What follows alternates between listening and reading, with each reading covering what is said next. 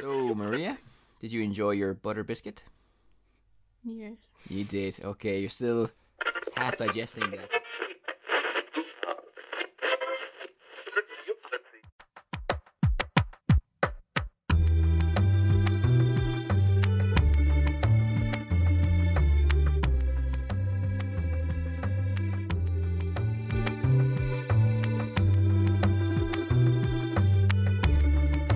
Welcome to another episode of the People Will Talk podcast. Joining me, as always, is Maria. Hello. And a very special guest all the way from Charlton, England, Amy Egan. Amy, how are you? Hi, I'm good, thanks. Thank you so much for having us, or being here, I should say. I'm making the mistake with saying having us because you have had us on your radio show as well. So I'm getting confused who's the interviewer, who's the interviewee. But you're keeping well anyway, no? Yes, keeping well. So Amy, you are a very interesting person, and I'll tell you why. Because a lot of English speakers that come over to Madrid, they end up teaching English, which is a fine job, no doubt about it. But you've gone and done something that is very different. You've gotten a job. You've been working in the national radio and everything. You're essentially a journalist in one of Spain's biggest stations. It's an amazing story. How did you first get into it? Well, thank you for calling me interesting, first of all. And second of all, I feel like I had more of like an in-between because I didn't move to Madrid right away. I am from Charlton, London, but when I was 8 years old, my entire family moved to the south of Spain. So I've kind of been living, a Spanish life. I've had a Spanish education, Spanish school, Spanish university, and I found out about this job through my university, which was here in Madrid. It was the Carlos III, Charles III University. And they called me saying that Spanish National Radio was looking for English speakers. So I was like, okay, I'll go check it out. And then I did all these tests. And then, I got the job. And you mentioned that you came over here to Spain at quite a young age. So what's it like having one foot in two different cultures? Do you feel mostly English, or does it depend on the day, or how does it feel? Are you Spanish sometimes? Can you tell us a little bit more about that? Oof. It's a difficult question. I feel like until you're 8, that those are like important years of your life. So I feel like I'm generally mostly English. If you ask my younger sister, though, she moved here when she was 2, and she definitely feels more Spanish. But then I realized now, since getting this job here in Madrid and not seeing my family as often, because I see my family, not as often as I did, when I was studying. So I don't speak English at home as much. And then at work, I speak in Spanish a lot. So now I'm definitely more in a Spanish state of mind. I think it depends on my environment. I'm very curious about the Spanish state of mind. Sounds like it could be the title of an album. That's interesting from like the personal point of view. Because I suppose work-wise, when you think of journalists that we're used to seeing, movies where they're basically staying up till late and, chasing like the latest news, all this. What's it like for you? Do you have that sort of, life where you're constantly chasing the news, or do you have to stay until very late? Thankfully, it's not so much as in the movies, or like the people who do work, in Spanish national radio, like Radio 1 or Radio 5, which is the news channel. We're the English language broadcast, and we have broadcasts 3 times a week, and it's aimed towards outside of Spain. It's on shortwave, so it's aired like in the middle of the night here, and hopefully in the daytime, wherever people are picking it up. So the whole pressure of like having to update news, we can only control so much because I'm not there. We don't do it live. I'm not there at midnight. So, and since it's 3 broadcasts a week, we kind of, we do have a news section in our broadcast, but we tend to, the idea is to give people outside of Spain an idea of what's happening in Spain. So we might not get into detail, and we, I don't know how much breaking news we have here. I mean, there's breaking news every now and then, but like stuff that would be relevant to someone who doesn't really know all of like the ins and outs. I try and give like a general perspective, like, oh, this happened today, but so we don't need to keep it super updated. Also, we have a work day. So if I do need to prepare the news at a certain time in the afternoon, I'm like, okay, if I see any more news today, I'm not putting it in because I don't have time and I want to go home at an okay hour. Though sometimes you do have to work a little bit later, just because sometimes that's how it works out. But it's not as stressful as some other journalists' jobs. And Madrid, as you know very well, Amy, and of course yourself as well, Maria, you know this, is a hub for people not just in Spain but for other parts of the world as well. There's a huge international community here. And since you're working in Radio Exterior, and you mentioned before to us that there are a lot of languages that Radio Exterior works in. So even though you mentioned earlier in the interview that you do work in Spanish, is there a sense that your working environment is like a mini UN as well? There's a huge international vibe there. Yeah. Yeah, we make that joke. We say, oh, we're the UN, Naciones Unidas. It's we have, what is it? Russian, French, Arabic, Portuguese, and is it Sephardic? What is it? I'm not sure what it is in English, but so it's kind of fun because we all the common language between all of us is Spanish, but then you guys saw when you came to the radio with my coworker Helena, we speak in English, so that's kind of a mix and match, and it's fun to have so many different cultures, all these different perspectives, all these different stories. It's a really interesting place to work. It sounds it very, very much. So, when you are, we touched on this when we spoke to you. When you're basically in front of the microphone, are you thinking of the audience? Are you very conscious of, what you're saying? And are you thinking, there's a lot of people listening and all this? Or you just, talk and forget about who's on the other side?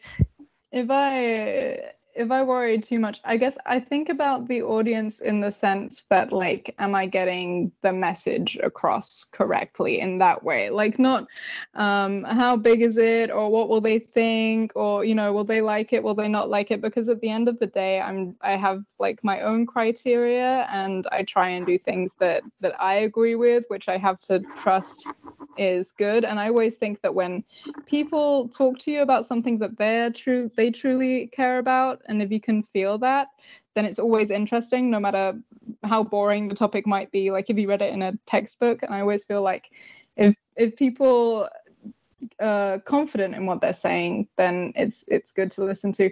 And I mostly worry, as I was saying before, like the ins and outs of like Spanish politics, because we have all of these parties and all of these, this kind of things, the comunidades autónomas, all the different regions, the way that they work, which Spain is so interesting in that it's so different to all of these other countries, and how they're run, and just how people are, like Spanish society, because that's another thing that I think we kind of have an advantage in that way over like all of the other programs or newscasts within Radio Nacional in Spanish, because everyone already knows Spain.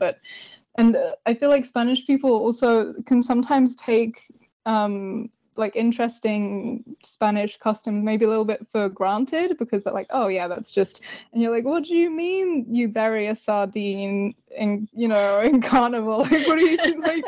So that's one thing that I enjoy about you know, our broadcast being like exterior, being for the outside, because I know all of the things that, like, me, for example, being, you know, being English and coming here and finding out all of these strange things that people don't really know about, and getting to explain, you know, the other side of Spain, because Spain is known for its bullfighting, its paella, and all this kind of stuff. But there's so much, and it's fun to get to like explain that to people and show that off to people. I think it's a very interesting point, because for the 10 years I've been here, every time I've opened up something that could be a blog post, or it's the top. I even came across something from Time magazine, I believe it was, from the 90s, and it's always the same story: fiesta, siesta, and football, and cerveza, and it's always a very cliche thing, of course. So what you're doing is really showing something better than that, which is the real substance of a country. And I think it's great that you can do that within Spain, because you have people, you know, like Giles Tremlett, who has written a fantastic book called Ghosts of Spain, which I'm sure most people will be familiar with. But and he lives in Spain, of course, I think. But I find that sometimes these books that try to encapsulate the soul of a nation, written from an outsider's perspective, they're often intriguing, but often wide of the mark as well. But your work is quite constant, you know. So every week you are, or quite frequently, you're engaging with people here. So I think what you're showing is probably a truer side of that country. And with that in mind, you know, Madrid is a thriving cultural scene. There's no doubt about that. It's a playground for anybody with an interest in whatever, really. So what are the things, you know, the exciting things that you have seen, like your personal highlights of amazing things you've covered, and even the most passionate people you've spoken to, and they really influenced you, or you're excited to interact with them? Well, Carnival is coming up. It's now, actually. Carnival, it started yesterday, and last year I remember I was like short on time, and I just had to like throw something together, and I thought I'll do something on Carnival, and I got so caught up learning about all of the different because Carnival, it's like, people might think of Brazil, you know, like the Carnaval, but here in Spain, every different like city, even like little towns, have their own strange little, I can't even explain it. Like, I remember I lived in this is the thing about, like, I have lived in Spain, so I have like this mix of an outsider and insider perspective. I lived in Galicia, and a thing that they did at the end of Carnival was that they buried this parrot, and this parrot wasn't like, there was nothing really symbolic about it. It was this parrot that had lived outside of the pharmacy in the town square 100 years ago, and it just said swear words, and everyone loved the parrot so much, so that when the parrot passed away, they now what they do is that they carry like this how do you say, they carry like they carry a coffin with this symbolic parrot, and all the women are crying and wearing black, and they go down to the river to bury it, and that's Carnival. And then you go to the next town over, and that's not Carnival at all.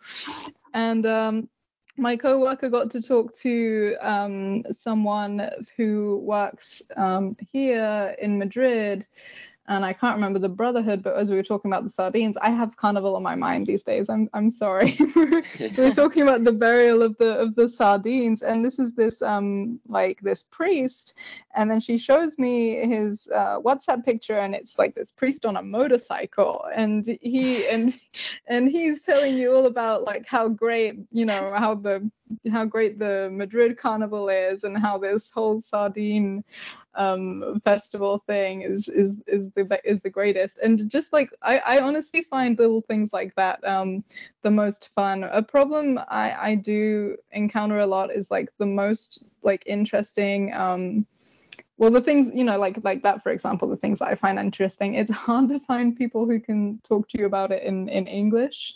Maybe, like the really, not niche, but like the really Spanish stuff. And we have a lot of work, so it's hard to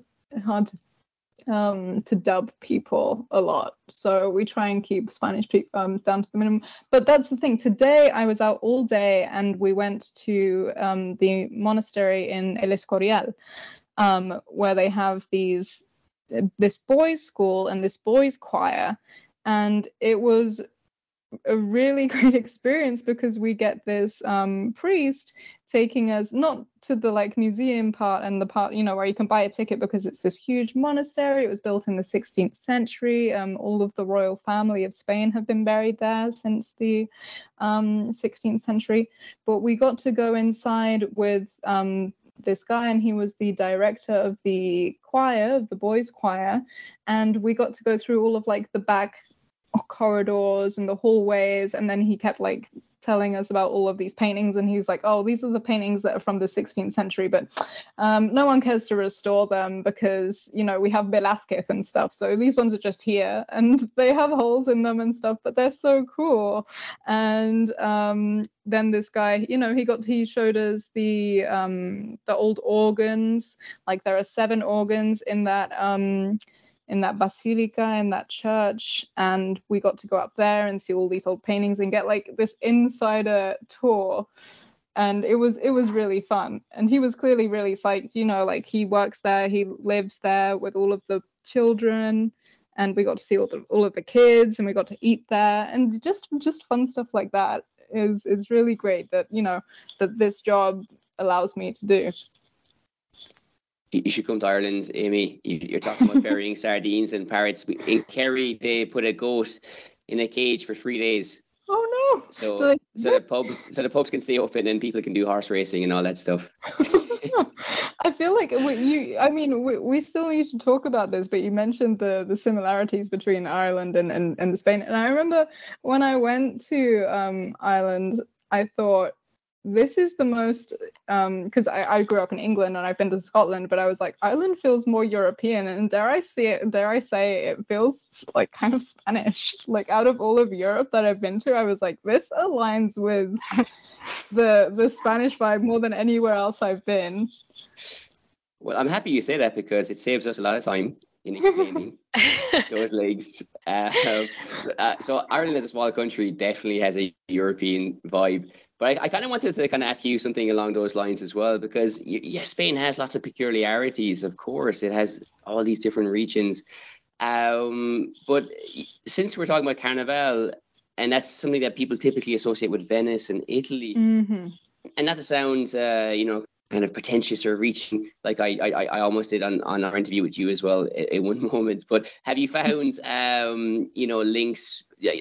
How you found Ireland and Spain very similar? Have you discovered that actually Spain and other cultures are actually aligning in a very nice way, and actually a lot of cultures have a lot of similarities that we mightn't be aware of?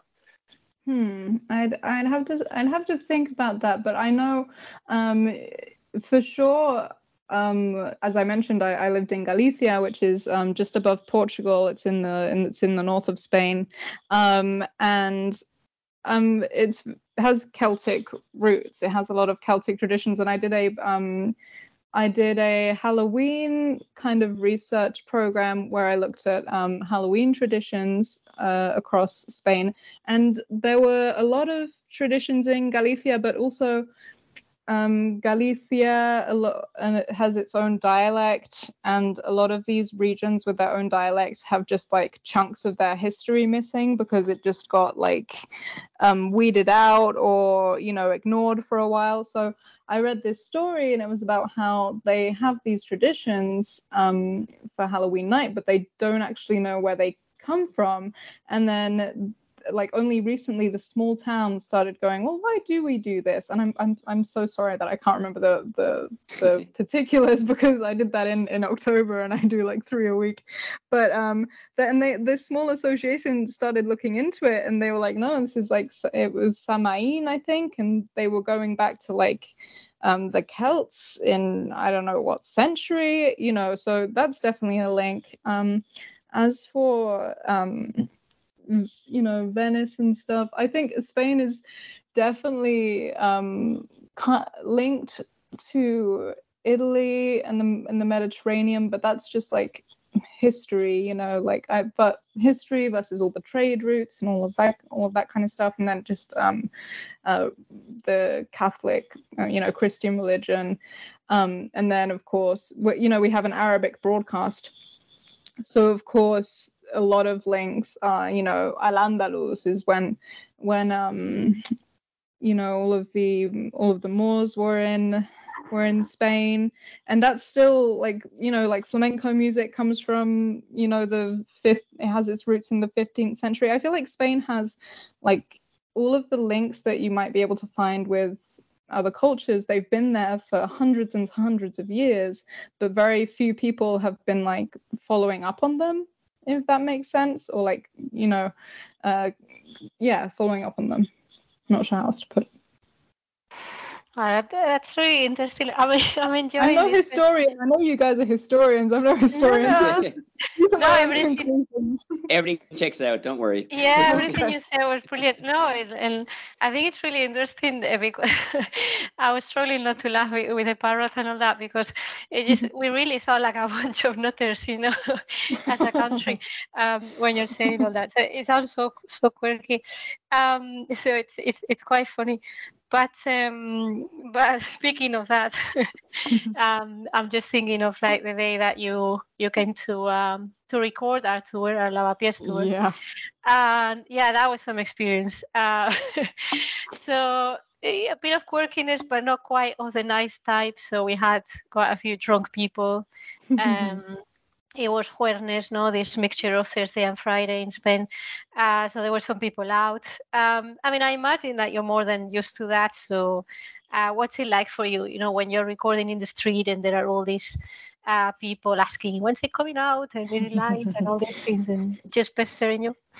Well, the first thing is that I always tell myself, like, it's not live. I'm gonna either get rid of this or keep it in as like this, as you say, this quirky tidbit. And really, it's not live, and I just keep on keeping on, unless the interruption is like too much, like for today, for example, in this monastery, we were interviewing this guy, and then people just kept slamming doors, because in the studio no one's gonna slam a door on you. It's soundproofed, it's fine. And those are small things that can get irritating. I once was recording in a square in Madrid, and then I don't know what was going on, like a drunk fight broke out near us. And I was just thinking, okay, it's not live, but also I was worried that I would forget my question. Like, I don't know at what point they started yelling, so we had to move away, and then I would just kind of go, okay. And I don't like that a lot of the time, not because of me, but because of like who I'm interviewing, because if we have like a good kind of rhythm going and then it gets interrupted, then I feel like they feel it more than I do, because also it's very nerve-wracking being interviewed. I know a lot of people that I interview who English isn't their native language. A lot of the times I don't want to stop them at any time, because I don't want to make them uncomfortable or second guess themselves. And then when interruptions like that happen, I just kind of worry for the other person, because they're like, oh no, like I hope I remember to say what I said before and all this kind of stuff. But then sometimes I ask the question again, and now since they've already done it, then they get through it easy. They get through it more easily. But a lot of improvisation, but it's not live, so that's always the saving grace. I was just happy it happened to Maria when she was talking on hers. Poor Maria. I didn't lose track of what I was saying. No. But that person walked past and then they came back. That's the worst thing. They walk past you retomado, you got back to it, and then they were back again. Dancing. Everybody wants their 15 minutes of fame, it seems. Now, turning our attention to another aspect of the media, different aspects of if it's cinema, if it's whatever, it's like a chronicle of a death foretold, but it never happens. For so long, cinema is going to die out because of television. Now TV will die out because of streaming platforms. And radio as well has also been marked for, endangered species classification, but it's stayed, relevance ever since its inception. So looking into the future, casting our gaze into the coming years, is this a format that will stay around, do you think, Amy? Well, the 13th of February was World Radio Day. And we had this whole kerfuffle because it's World Radio Day, it's our day, and it was marked by UNESCO to show off the importance of radio. And I also kind of had this question myself. I mean, it's my job, and as you say, people say cinema's dying, people say TV's dying, but the consensus was, and of course this is coming from the inside, there was an interview with Noel Curran, who is I think he's director of the European Broadcasting Union, and basically what he and what UNESCO also say is that radio is the most trusted source of news, for example. So a lot of people will tune into radio, but the thing about radio is, people think that internet is universal, and people think that television, all these things are universal, but they're still not in every corner of the world, and definitely not in every corner of Spain. With this whole empty Spain crises that we're going through now, people are having to install internet in these cities in the middle of, well, not nowhere, but in the middle of Spain, that they still don't have internet. People can't work from home there, and people still have radio. And yeah, I feel like radio still has some life in it, especially it's easy, I mean, cars, everything like that, and it's still a good way to get your information. It's no committing. This happens to me with TV versus streaming platforms, because you have so much choice. You can have your favorite podcasts and stuff and your favorite shows, but sometimes you just want to turn on the TV and just watch whatever's on there. I know that there's a crisis right now, but having I like the idea of just turning on the radio and just going with the flow, and it has that sort of closeness as well, that you've got someone talking to you. Radio is also, people can also call into the radio and talk on the radio. I think radio is fine for now, for the foreseeable future. I wouldn't what is it, Crónica de una muerte anunciada? I wouldn't say it's, I mean, people do use the internet more and all this kind of stuff, but I think it's pretty safe. I used to have a university radio show, and someone called in, even though it wasn't a call-in show. But for some reason, they put him through. Wow. It was at a time when people were debating the European Union Lisbon Treaty, and he came out with absolutely mad stuff. So it's a good and bad thing, I guess. And in February 13th is a World Radio Day, as you mentioned. It's also, believe it or not, Get a Different Name Day. I know this from a work before. National Clean Out Your Computer Day, and also National Apology Day. So I think that might be. I think you're right. Radio is robust, but it needs to get rid of all those other days shoehorning into. Oh my gosh! Celebration. Well, are those other days marked by UNESCO? They need bigger sponsors, maybe.